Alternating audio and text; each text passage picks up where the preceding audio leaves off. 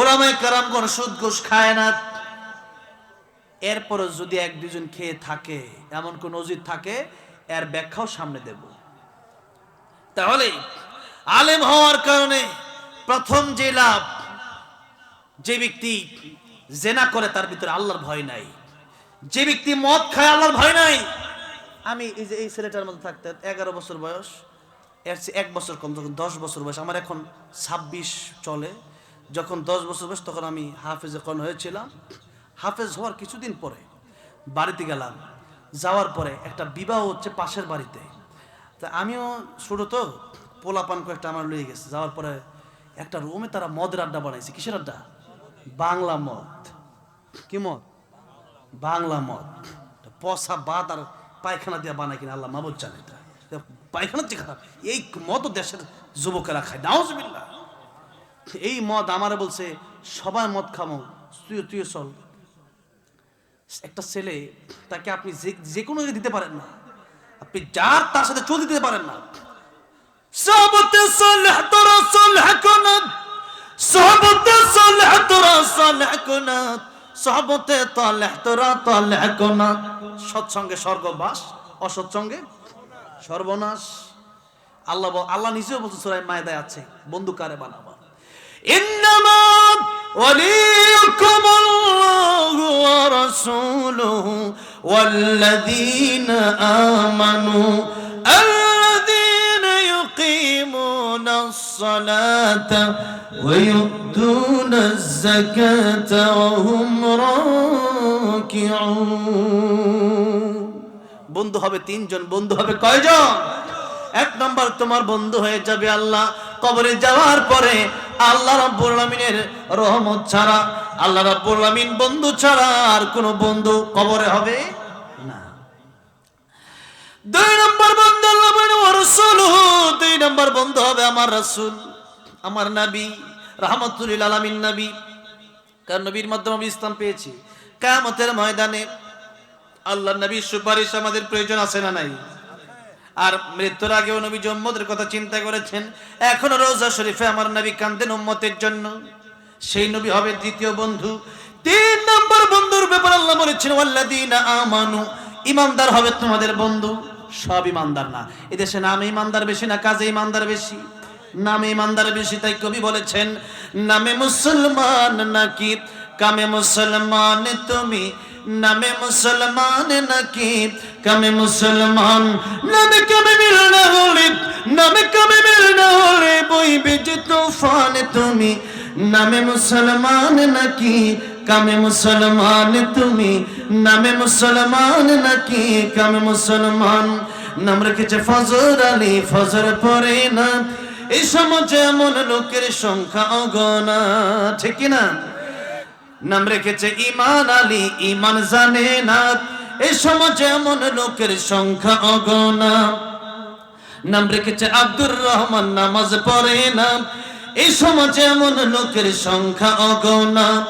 এমন সমাজ বদলা থেকে, এমন সমাজ বদলা থেকে রাখবে অবদানে তুমি, নামে মুসলমান নাকি কামে মুসলমান তুমি, নামে মুসলমান নাকি কামে মুসলমান। এই যে নামে মুসলমান হলে হবে না, কাজে মুসলমান হওয়ার দরকার আছে না নাই? নামে মুসলমান তো আব্দুল্লাহ ইবনে উবাই ছিল। জিবরাইল আমিন যখন মুনাফিকের লিস্ট আল্লাহর নবীর হাতে দিলেন, ইয়া রাসূলুল্লাহ, মুনাফিকের লিস্ট আল্লাহ আমার হাতে পৌঁছে দিয়েছেন, আপনাকে পৌঁছে দেওয়ার জন্য। আল্লাহর নবী বললেন জিবরাইল, মুনাফিকের লিস্টের ভিতরে প্রথমে তার নাম দেখা যায়, যার নামটা মুমিনের খাতায় আমি দেখতে পারি, যে আমার পিছনে নামাজ পড়ে জামাতের সাথে, পাগড়িও পরে, জুব্বাও পরে, কিন্তু এবার মুনাফিক হলো কেমনে? জিবরাইল আমিন ডেকে বলেন হুজুর, বড় জুব্বা পরলে বড় হুজুর হওয়া যায় না, বড় দাড়ি রাখলেই বড় হুজুর হওয়া যায় না, 5 ওয়াক্ত নামাজ পড়লে খাঁটি মুসলমান হওয়া যায় না। জিহাদের ময়দানে ডাক দিয়ে দেখেন এগুলারে খুঁজে পাওয়া যাবে না। আমার দেশের মানুষ খুব মজায় মজা মিষ্টি খায়, আর কই মিষ্টি খাওয়া তো সুন্নত, দেন আরেকটা খাই, দেন আরেকটা দেন, সমস্যা নেই। এরপর দুপুরে যখন একটু শুয়ে পড়ে, এইটা কাইলুলা করে, এটাও সুন্নত। আরে মাশাআল্লাহ, এটা সুন্নত কত বড়। সব সুন্নত মানে। যদি বলা হয় দেশ ইসলামের জন্য রক্ত দিতে, জীবন দিতে হবে, তখন আগে পিঠ বাসাইলে মিয়া এগুলা কিসের ফরজ? ওইটা না, এটা জঙ্গি। ওইটা কি? ওইটা কি? ওই এক এমপি সাহেব হয়েছেন, মাদারীপুরের এক এমপি সাহেব, হানজালা সাহেব, আমায় খুব স্নেহ করেন। উনি ওই দিন যাচ্ছেন, ওই দিক জঙ্গি এমপি যায়। কি এমপি? জঙ্গি এমপি। পাগড়ি মাথায়, পাঞ্জাবি গায়ে, দেখে যদি লোকে উগ্রবাদী জঙ্গিবাদী বলে আমায় ডাকে। ঠিক না? দুঃখের সীমা নাই, আমি কি করে বোঝাই, আলেমরা কেউ উগ্রবাদী জঙ্গিবাদী নয়। পাগড়ি মাথায়, পাঞ্জাবি গায়ে, দেখে যদি লোকে উগ্রবাদী জঙ্গিবাদী বলে আমায় ডাকে। জঙ্গি কেন বলে? যে তারা জিহাদের কথা বলে। আর জিহাদের কথা কখন বলে? এই দেশের জন্য আর্মি, সেনাবাহিনী, এই পুলিশ, বিডিআর আছে না নাই, বিজিবি আছে না? কেন? দেশ রক্ষার জন্য।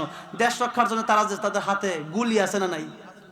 এখন যদি কয় তো জঙ্গি কেন, এরা যুদ্ধের জন্য গুলি নিয়ে মাঠে দাঁড়ায় রয়েছে, তো মারাত্মক লেভেলের জঙ্গি। কবে তুই দেশদ্রোহী গেলিগা কেন? এটা দেশ রক্ষার জন্য একজন গুলি নিয়ে দাঁড়াইছে, কামান নিয়ে দাঁড়াইছে। মিসাইল তো আমাদের দেশে মিসাইল নেই। কয়েকদিন আগে দেখছে নীল একটা মিসাইল 200 কয় কিলো বলে যাইব। ওরে বাবা রে বাবা, মিসাইলও বাইর করছে দেখলাম। মিসাইলও বলে আঙ্গর দেশ আছে এক দুইটা। এটা তো নিজের দেশে ফিরেছে, ও মারলে ইন্ডিয়া মারবো, পড়বো কই? আঙ্গর দেশে পড়বো, মারবো কই? ইন্ডিয়া। পড়বো কই? আঙ্গর দেশ। এই হলো মিসাইল। এই মিসাইলও দেশ আছে। এটা আবার দেখাইছে, কয়েকদিন প্রদর্শনী হয়েছে। এখন প্রদর্শনী হয়েছে এই মিসাইল, খুব মানছে, খুব হাসি ঠাট্টা করলো যে আরে মিসাইল দেশের মিসাইল। এই যে মিসাইল দেখাইলো, এই যে বুলেট কামান দেখাইলো, এখন আমি যদি বলি সরকার জঙ্গি, আমারে কি বলবে? তুমি দেশদ্রোহী। তুমি কথাটা বললা কি? দেশ রক্ষার জন্য সেনাবাহিনীর প্রয়োজন আছে, বিডিআর প্রয়োজন আছে, বিজেপির প্রয়োজন আছে, পুলিশের প্রয়োজন আছে, র্যাবের প্রয়োজন আছে। ঠিক তেমনি ভাবে আমার দেশের চেয়ে, আমার কোরআন প্রিয়, দেশের চেয়ে ইসলাম প্রিয়, দেশের চেয়ে আমার কাছে কোটি কোটি কোটি গুণ বেশি আল্লাহ আল্লাহ রাসূল প্রিয়। দেশের জন্য যদি একবার জীবন দিতে পারি, আল্লাহ আল্লাহ রাসূলের জন্য, ইসলাম দ্বীন কায়েম করার জন্য, কোরআনের রাত কায়েম করার জন্য হাজারবার জীবন দিতে পারি। ওইটাকে তোমরা জঙ্গি বলো? ওইটাকে জঙ্গি বলো? কারা বলে? যারা দেশের জন্য কামান বুলেট দেখলে জঙ্গি তাদেরকে কয় না। আঙুর কেন কয়? ইসলামের পক্ষে আমরা কথা বলি সেই জন্য বলে। তার মানে মূল সমস্যা ওই জায়গায় না। এগুলোর নাম একটা লাগাই দিছে, রাজাকার, জঙ্গি বলো বেশি বেশি।